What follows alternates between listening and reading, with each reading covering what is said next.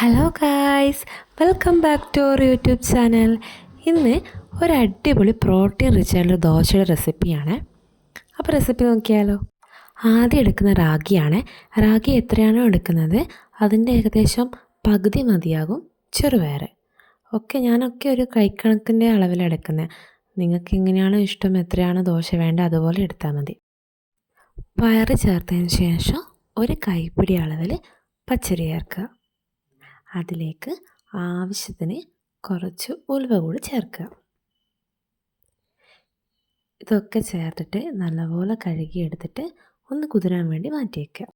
ഇത് ഞാൻ തലേ ദിവസം രാത്രി കുതിരാൻ വേണ്ടി വെച്ചിട്ട് പിറ്റേ ദിവസം രാവിലെ എടുത്ത് അരക്കുകയാണ് ചെയ്തത്. എന്നിട്ട് വൈകുന്നേരത്തേക്ക് വേണ്ടിയാണ് ഈ ബാറ്റർ എടുത്തത് ദോശ ചൂടാനായിട്ട്. ഇപ്പം നിങ്ങൾക്ക് രാവിലെ വേണമെങ്കിൽ രാത്രി അരച്ച് വെച്ചാൽ മതി. അപ്പോൾ പിറ്റേ രാവിലേക്ക് മാവ് നന്നായി ഫെർമെൻ്റായിട്ട് വന്നിട്ടുണ്ടാവും. ചൂടാൻ നോക്കുമ്പോൾ ആവശ്യത്തിന് ഉപ്പ് കൂടി ചേർത്ത് നന്നായി മിക്സാക്കിയിട്ട് ദോശ ചുട്ടെടുത്താൽ മതി.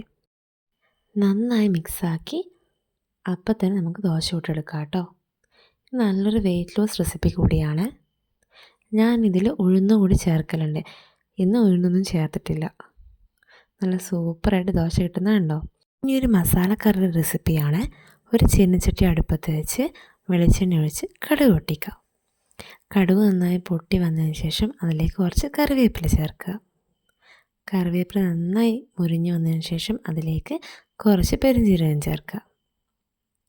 എന്നിട്ട് ഇഞ്ചിയും വെളുത്തുള്ളിയും ഒന്ന് ചതച്ചെടുത്തതും കൂടി ഇതിലേക്ക് ചേർക്കുക കേട്ടോ. ഇതൊക്കെ നന്നായിട്ടൊന്ന് മൂത്ത് വരണേ. മൂത്ത് വന്നതിന് ശേഷം ഇതിലേക്ക് പൊടികളായിട്ട്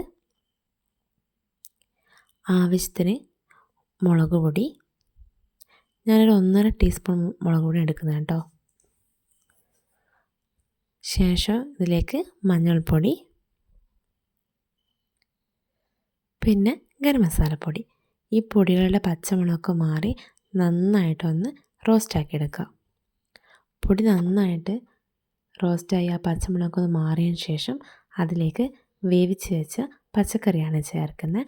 പച്ചക്കറിയായിട്ട് എടുത്തിരിക്കുന്നത് ഉരുളക്കിഴങ്ങ്, ക്യാരറ്റ്, ബീട്രൂട്ട്, ഉള്ളി, പച്ചമുളക്, തക്കാളി, ഇതൊക്കെ ഒന്ന് ഉപ്പും മഞ്ഞൾപ്പൊടിയും ചേർത്ത് ഒന്ന് വേവിച്ചെടുക്കുക കേട്ടോ.